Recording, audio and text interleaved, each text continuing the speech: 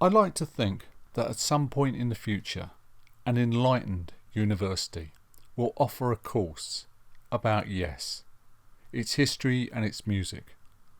It will be a long course, for so much has happened over the past 50 odd years in the Yes universe.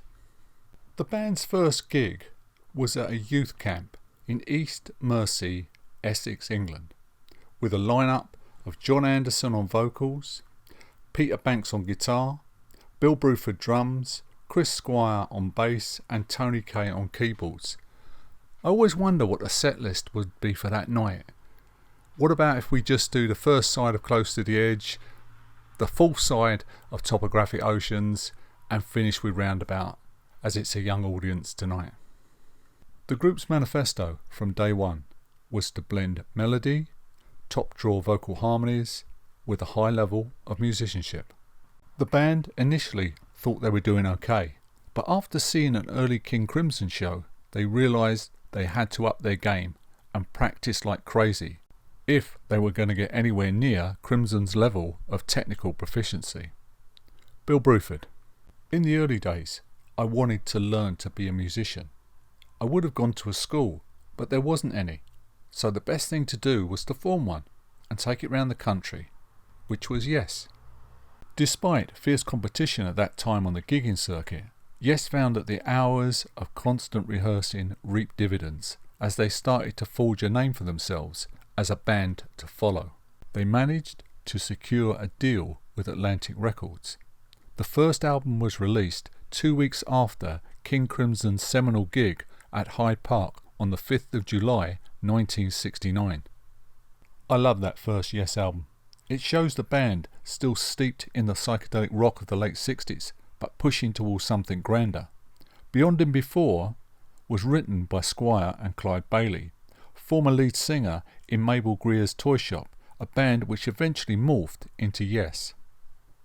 Live, this track would feature these beautiful three-part harmonies between Anderson, White and Banks, and you can already see that the level of musicianship is very, very high. For me though, the whole album is a band trying on musical shoes, seeing what fits, what doesn't. There's even some jazzy swing here and there, especially on The Byrds' I See You. But for me, it's the track, Harold Land, that shows the first indications of that classic Yes sound. Opening with Chris Squire's majestic bass playing locked in tight with Bruford's drumming, Kaye's Hammond organ, and at 46 seconds in we even get those classic Yes multi-tracked R's. The track has all those classic Yes trademarks. The changes of rhythm and tempo, the three-part harmonies, and of course Anderson's otherworldly vocals. My other favourite track on this album is Sweetness. It's the first track John and Chris wrote together. As throughout the album, Squire's bass playing is extraordinary, and when Anderson's voice soars on the melody, it gets me every time. Bill Bruford. We were raping and pillaging and stealing from all other cultures. Anything we could use, particularly Motown, Beach Boys, Sibelius, even TV theme tunes. Around this time, Chris Squire was apparently approached by Keith Emerson, who wanted him to join in a new band he was forming, which eventually became Emerson, Lake and Palmer. Though ESP, Emerson, Squire and Palmer, does have a good prog ring about it, doesn't it? But Chris opted to stay with Yes. The band continued to tour heavily and looked to expand their sound by adding an orchestra to the recording of the next album, Time and a Word. The band at one point attempted to use one of the new Mellotrons that had come onto the market to try and create those sounds in the studio, but the idea fell through. Banks particularly didn't support the idea of an orchestra. He said it cut down on his guitar parts, and the band were merely following what Deep Purple and The Nice had already done. Time and a Word is probably one of the most underrated Yes albums. Chris Squire once stated that it was his personal favourite. I found a lot of fans in the 70s who got into the band later via Fragile, Close to the Edge. They kind of dismissed it. Personally, I find it a very good album, a very solid album, but it's a band still trying to see what works and what doesn't. And at the time, because of their poor record sales, Atlantic were thinking of dropping the band, but were persuaded by Yes's manager to give the band one more chance. Key tracks for me are the title track, Astral Traveller, and their cover of Richie Havens' No Opportunity Necessary, No Experience Needed, which Geddy Lee says was the first Yes track that he ever heard, and turned him instantly into a fan. Tony Banks left the band on the 18th of April 1970. He was replaced by Steve Howe from the band Tomorrow. Now, we used to see Tomorrow a lot on the London club circuit, and Steve would always come across as this incredibly gifted guitarist. He was always experimenting with different guitars, the latest pedals, and he was an extraordinary musician even back then in 1969-1970. Around this time, John Anderson was referred to as the hippie with the iron will, a bit of a Napoleon figure. Personally, I think John's view was this: at the time there were so many bands. There were bands everywhere, competing for an audience, for record deals, to sell concert tickets. John knew that if Yes were to succeed, they had to practice like crazy and work their backsides off. Ian Anderson of Jethro Tull was of the same mind. Tony Iommi, after his time with Tull, didn't work out, and he went back to his old band Earth, who eventually became Black Sabbath. Took with him the Tull way of working: practice, rehearse, practice, rehearse. The band's next album was meticulously constructed, hour after hour spent in the recording studio. Bill Bruford: it was brain-numbingly boring. We would all get around and discuss whether the next bass note should be F or F sharp, and this took a while, as you can imagine. But the resulting album, the Yes album, blew us all away. Everything the band had promised, everything they'd hinted at over the last 2 years had been realised. Although, if it hadn't been for a really good stroke of luck, the album might not have been the hit it was. Shortly after the album's release, there was a postal strike in the UK. It has been said that this prevented postal chart returns from around the country from being delivered. So the record chart compilers just had to go on local record shop returns, which was London, where Yes had a big fan base. Hence, the album got into the charts. Due to that apparent initial success, the album started to sell well, eventually reaching number 4 in the UK charts. The album opens with Yours Is No Disgrace, and that powerful driving riff is actually stolen from a popular TV show at the time, Bonanza. But it's quite obvious that Yes had found their groove. Squire and Bruford as the rhythm section were as usual quite superb, but now with the addition of Steve Howe's guitar pyrotechnics, they went to another level. Add in Tony Kaye's excellent work on keyboards, those harmonies remained, and Anderson's songwriting had hit a richly melodic vein. Mostly, we had no idea, not a clue what John was singing about, but it sure sounded good. Chris Squire: I was worried if John even understood them. John had really begun to find his voice and range, and to sing over and be heard over a powerhouse of a band, which is what Yes had become, was no mean feat. Now Yes appealed to most music fans. The hippies loved them because of John's mystical lyrics. The rockers loved them because they were a powerful band, and they also had a new guitar hero in Steve Howe. And for the ever-growing army of progressive rock fans, Yes had all the chops, all the moves, all the ingredients, and were right up there now with Crimson, Tull, Floyd and Emerson, Lake and Palmer. Personally, I love every second of the Yes album, from top to bottom. There's not a bad moment on it. I can't fault it anywhere. August 1971. Yes finished their tour to promote the Yes album. That tour had included the band's first gigs in the USA. The band started work on their new album. They wanted to expand their sound and use mellotrons and Moog synthesizers. Tony Kaye was against this way of working and was asked to leave the band. Rick Wakeman was brought in. At the time, Rick was a very in-demand session player. Rick was classically trained, and alongside Keith Emerson, they were thought of as the two best keyboard players in rock at that time. Wakeman, with all his array of keyboards, could provide all the textures the band was looking for. Rick Wakeman, what we wanted to do was make music in the underground tradition, but present it in a way for everyone to enjoy. We were after trying to get as much emotion as possible into the music, making the full use of the melody by doing key changes, by changing the notes around, chordal structures underneath it, getting everything we could out of the music, working very much on classical principles. I always think of Rick coming into the band like your favourite football team that's really good, and then they bring in a star striker. The next album, Fragile, pushed the band to even greater heights of popularity, record sales and creativity. Each member of the band was allocated a solo track, with the other band members accompanying where needed. The idea behind this was so that new followers of the band could see what each member's contributions were.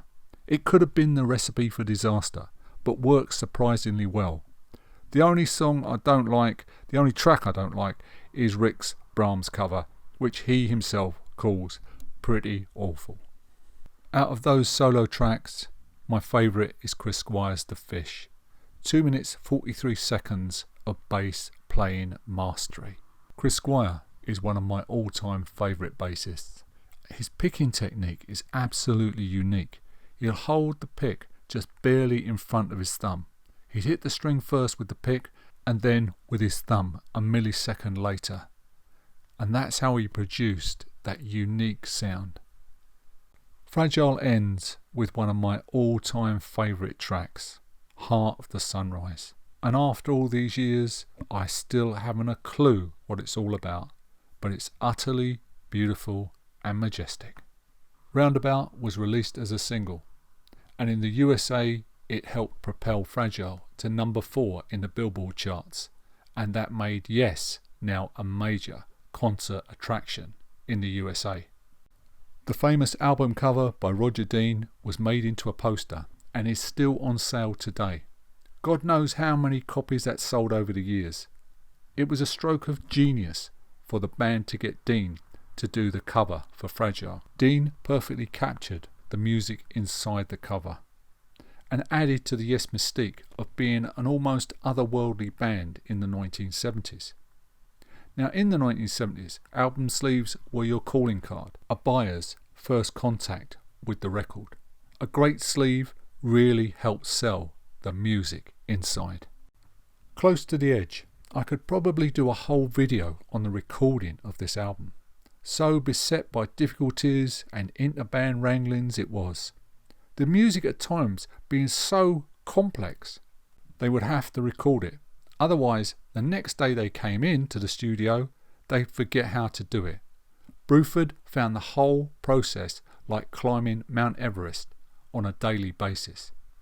The band managed to assemble a huge amount of recorded pieces of music and then piece them together bit by bit. But they did it, and they produced one of the best records you will ever hear. Close to the Edge is often considered to be a progressive rock classic, and that it certainly is. Side 1, Close to the Edge. At the time, we had heard nothing quite like this. It's like music from another planet or galaxy. It's only those wonderful harmonised ahs that keeps the music sounding vaguely human. Then at 3 minutes 54 seconds, Bruford's drums held in some cosmic funk guitar from Steve Howe, and Squire's bass dive bombing from the speakers. In comes Mr. Anderson, impossibly melodic. Down at the edge, round by the corner. Not right away, not right away. Close to the edge, down by a river. The track leads into the I Get Up, I Get Down sequence, which is one of the most beautiful pieces of music I've ever heard. Rick's church organ leads us out of it, and we career on to the song's magnificent finale. And if you want progressive rock, here it is. Taking rock somewhere it has never been before. Progressing, going forward, exploring new territories. And yes, are certainly doing that. Side 2 opens with the 10-minute 40 seconds of And You and I. And you can see why the band were looking to expand their sound, looking towards Wakeman's banks of keyboards to help provide that sound. And he does here. I can still see Rick on stage, gold cape swirling, one hand stretched out on the mellotron, the other hand stretched out playing the organ, providing those wonderful sounds. And it's not just on record. They could do this live on stage. They were such great musicians, so technically proficient that they could produce that sound in concert. The same goes for the final track on Close to the Edge, Siberian Katru. This live, they could produce it almost exactly the same as on record, but with a lot more power. And when they played it live and they were in full flight, it was a showstopper. It would seem some nights like the roof was going to come off the venue. Live back then, Yes always seemed to me to be walking this musical tightrope. They'd be playing this incredibly complex music, but from what I saw, nobody missed a cue and nobody fluffed their lines. They were quite simply incredible. So, in the world of progressive rock, how do you follow your most successful album to date? Of course, the triple live album. In May 1973, the band released Yes Songs, clocking in at a massive 2 hours 10 minutes. I must admit, it's an album that I've only ever listened to in passing. I've never purchased it. The sound wasn't great, and I had some excellent Yes bootlegs taken from the same period from mixing desks. Why the band put this out at the time, I have no idea. Like I say, there were better bootlegs flying around. Next up, Tales from Topographic Oceans, or as Rick calls it, Toby's Graphic Go-Kart. John Anderson, buoyed by the success of Yes Songs, wanted to record a double album. This was going to be based on the autobiography of a yogi by Paramahansa Yogananda. At that time, in the mid-70s, Indian yoga and meditation was very popular in London's social scene, with many gurus and organisations opening up centres there. Anderson had been given the book by King Crimson's Jamie Muir. He pursued the idea despite the group having little or no material. Wakeman, who had reservations, agreed to support the idea provided the group could come up with some good material. Bruford had left after the recording of Close to the Edge and joined King Crimson. His replacement was Alan White. At the time I wondered how White could replace Bruford, for the only things I knew him for was playing for John Lennon and George Harrison. But I was told at the time by a friend of mine, who back then was a very high-level technical drummer, that while White might not initially appear to have all of Bruford's chops, he was an excellent drummer, and he was a more soulful drummer, and would turn out to be an excellent replacement. When the time came for recording, Wakeman believed the band were heading to the countryside to record the record. Instead, he found Morgan Studios in Willesden, North London, had been decked out with hay bales, plants, imitation farmyard animals, and a white picket fence. He recalls that an electronic cow was brought into the studio, and that after recording he had to send his keyboards away so they could get all the insects, all the earwigs, the woodlice and the beetles out of them. In between recording his keyboard parts for an album by now he had little or no interest in, Wakeman spent most of the time in the studio bar drinking and playing darts, and popping into another studio to help Black Sabbath out to record Sabbath, Bloody Sabbath. One of the studio staff remarked that halfway through the recording, the cow was now covered in graffiti and all the plants had died. A bit like the album, really. To be continued. Thank you for listening to the first half of our guest video. The second section will be put up very, very soon. Please like and subscribe to the channel. Stay safe, stay well, and I'll see you in the next video.